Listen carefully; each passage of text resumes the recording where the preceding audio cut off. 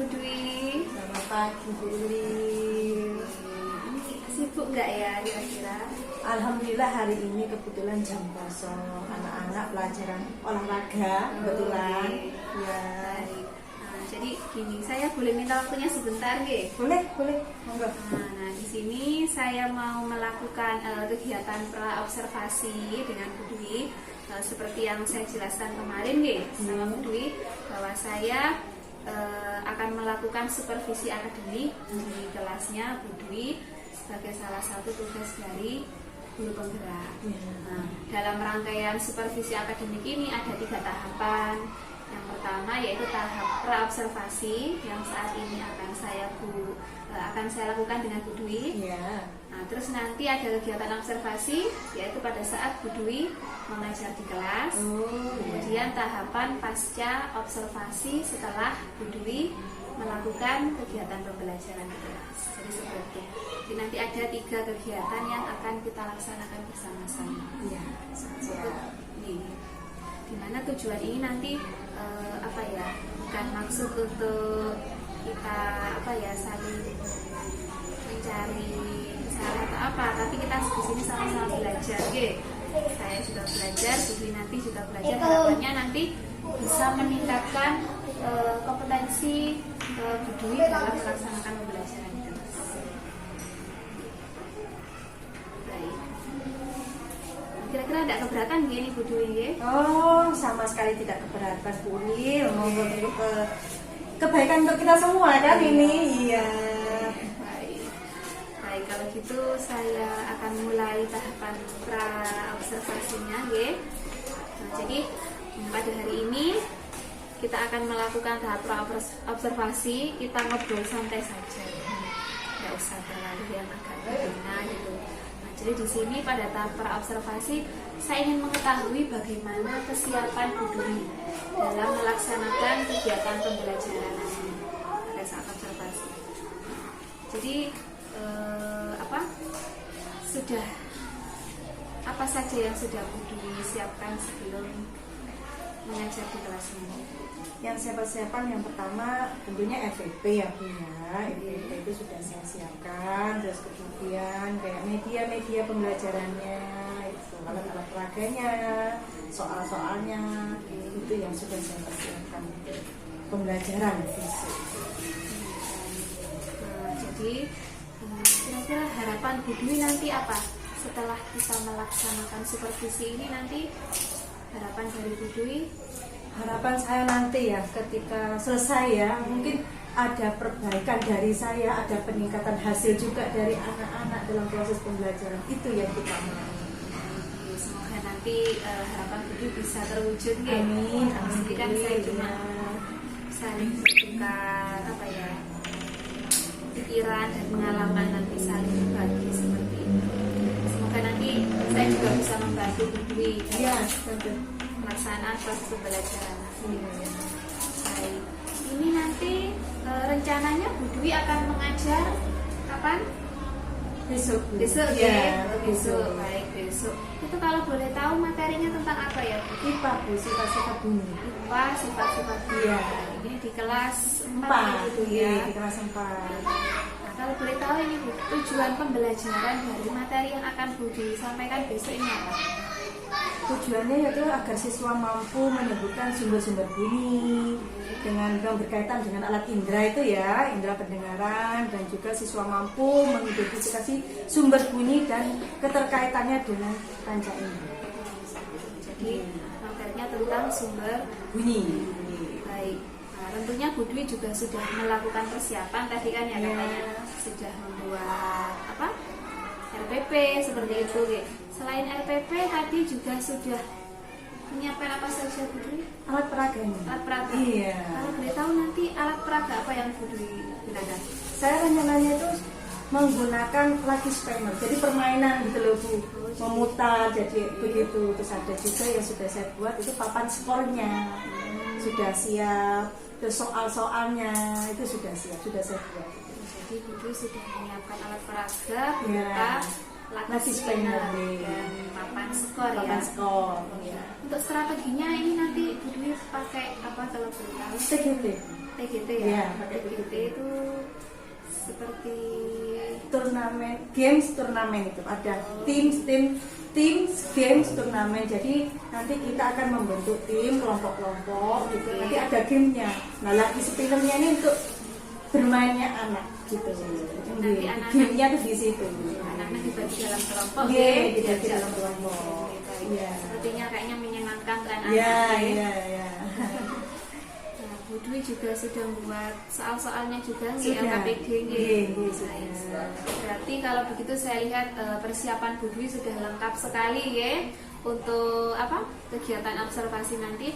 Nah, apa di sini mungkin ada materi yang Bu Dwi merasa kesulitan mungkin kalau anak-anak apa dalam menangkap materi kira-kira apakah ada kesulitan? Kalau kesulitannya Bu ya kemungkinan karena ini ya daya tangkapnya anak itu kan masing-masing anak tidak sama. Nah, ketika kita mendapatkan siswa yang daya tangkapnya lambat ibaratnya itu yang membuat kendala. Itu biasanya seperti itu. Jadi kendalanya ini nanti di daya tangkap anak Iya, ya. daya tangkap anak dan cara bicara Bu. Kadang anak itu kalau untuk bicara di depan atau apa itu kan kadang susah ya. Iya. Nah, itu kemungkinan di situ daya tangkap anak dan bicaranya. Dalam apa namanya apa namanya ya kan kata Bu Dwi kesulitannya di anak. Untuk meminimalisir atau mengatasi masalah ini kira-kira apa yang sudah Bu Dwi lakukan? Dengan saya mencoba dengan media itu tadi kan berkelompok nih. Iya. Nah, jadi anak yang mungkin agak penangkapannya lambat ya, kan dibantu dengan kelompok yang lainnya ini ya, satu kelompok ini teman-teman yang lain ini. Jadi ketika mungkin menyampaikan pendapat anak-anak agak susah, kan bisa dibantu dengan teman yang satu tim ini.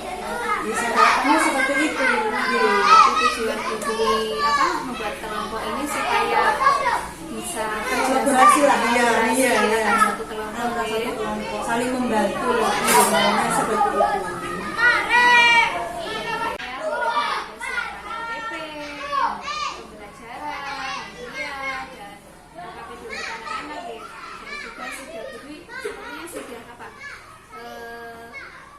Mengkondisikan kebutuhan siswa seperti itu ya, anak yang daya tangkapnya rendah tadi membuat kelompok supaya bisa terjadi.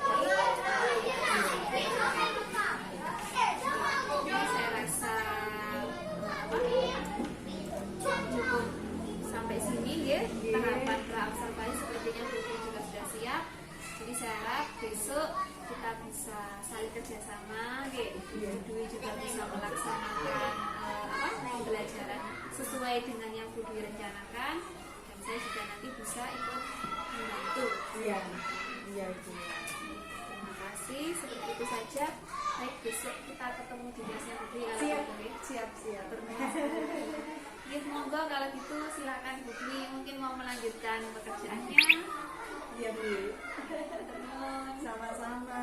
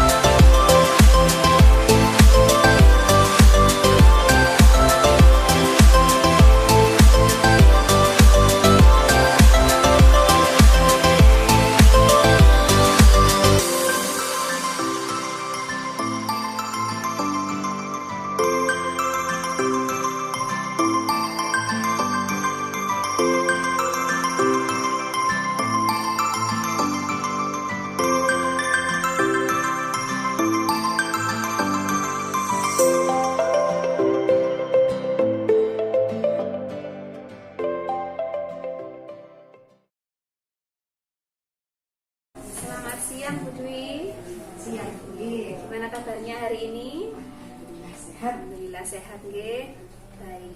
Nah, jadi begini Bu Dwi, saya izin mengganggu waktunya sebentar ya hari ini.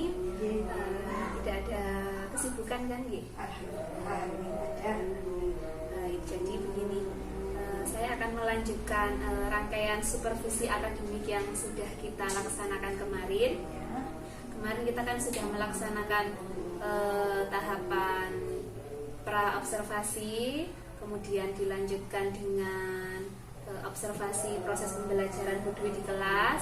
Nah, dan sekarang setelah proses observasi kemarin, setelah Bu Dwi melaksanakan pembelajaran di kelas, sekarang saya mau mewawancarai Bu Dwi. Silakan. Nah, itu kegiatan pasca observasi supervisi akademik Bu Dwi selama kegiatan observasi kemarin. Nah, jadi begini Bu Dwi, bagaimana perasaan Bu Dwi kemarin setelah melaksanakan kegiatan pembelajaran? Saat saya alhamdulillah ya, saya merasa senang ya Bu ya, sudah melaksanakan pembelajaran dan ya saya rasa sudah cukup berjalan lancar, sudah bagus, alhamdulillah. Alhamdulillah, berarti sudah bagus nggih prosesnya nggih. Nah, terus ini, apakah proses pembelajaran yang Bu Dwi laksanakan kemarin itu sudah sesuai dengan rencana yang Bu Dwi rencanakan? Apakah sudah sesuai dengan RPP yang Bu Dwi buat langkah-langkahnya? Saya rasa kalau langkah-langkah sudah sesuai ya Bu. Hanya ada sedikit kendala mungkin di waktu, karena anak itu kan ada anak yang ketika melakukan praktek bisa langsung nyantol ibaratnya gitu. Ada lagi anak yang pendiam. Nah, anak-anak yang pendiam ini ketika maju ke depan itu yang ini agak susah ya, akhirnya waktunya sedikit meleset dari perkiraan. Jadi kendalanya kemarin saat pembelajaran itu ada di waktu gitu. Iya, Ya, baik.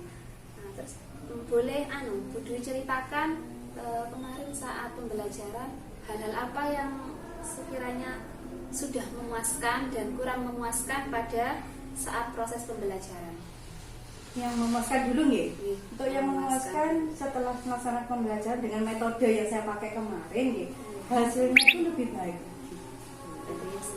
Yang biasa-biasa metode yang saya pakai dengan metode kemarin itu hasilnya lebih baik lagi. Kalau mas kekurangannya nggih, yaitu dari segi anak yang ketika daya tangkapnya kurang, itu yang agak menghambat dari proses pembelajaran.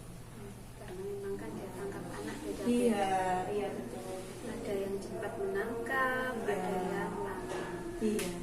Terus dari hasil yang sudah Bu Dwi laksanakan kemarin pembelajarannya, kira-kira untuk ketercapaian kompetensinya bagaimana? Sudah berapa persen mencapai kompetensi yang sudah Bu Dwi rencanakan? Kalau 80% mungkin sudah ada ya, karena dari 26 siswa itu yang masih hasil akhirnya yang belum memuaskan lah istilahnya gitu, sekitar hanya 6 siswa. Untuk yang lain itu sudah bagus, saya anggap sudah bagus, sudah di atas kriteria yang saya mau gitu. Hanya 6 yang belum. Berarti dari 26 siswa masih ada 6 siswa, yang masih kurang gitu. Kalau gitu sudah dapat sudah bisa dianggap sudah baik nggih proses pembelajaran yang Bu Dwi terapkan kemarin. Berarti model pembelajaran yang sudah Bu Dwi lakukan juga sudah baik dan sesuai dengan keadaan anak-anak di kelas. Kemudian ini lagi, kira-kira apa yang jadi kesulitannya Bu Dwi dalam mencapai kompetensi siswa dalam kegiatan pembelajaran kemarin? Itu hanya dari kendala anak yang kan ada proses maju ke depan gitu nih. Nah, kendala ketika maju ke depan, pas anaknya punya pendiam, lalu mau mengeluarkan kata-kata yang sulit gitu loh, mengeluarkan kata-katanya, itu yang membuat kendala. Iya. Terus anak kan nggak biasa bicara di depan, jadi kayak mau menyampaikan kata-katanya tuh yang susah. Berarti masih terkendala untuk berpendapat di depan kelas. Ya, karena memang kalau belum terbiasa susah juga. di depan Iya. kelas. Nah, terus kemudian ini kira-kira nanti bagaimana cara Bu Dwi untuk menangani kesulitan ini? Tadi kan Bu Dwi bilang kan terkendala di anak yang ada yang diam gitu ya, terus ada yang lama gitu kayak daya tangkapnya lama. Itu nanti kira-kira bagaimana cara Bu Dwi menangani kesulitan itu? Yang pertama mungkin akan saya panggil. Maksudnya dipanggil itu saya ajari tersendiri. Bimbing sendiri. Iya, bimbing sendiri. Ketika untuk yang daya tangkapnya kurang gitu misalnya, nanti saya bimbing sendiri. Dikala ya memang di waktu itu juga dalam pembelajaran saya panggil tersendiri. Terus kemungkinan saya juga akan membiasakan anak-anak untuk maju ke depan, mengeluarkan pendapat, biasa berbicara lebih depan. Itu mungkin biar anak-anak itu biasa. Berarti nanti ke depannya Bu Dwi akan melakukan bimbingan sendiri bagi anak yang terkendala, kemudian membiasakan anak-anak berpendapat dan ke depannya menyampaikan pendapat. Jadi nanti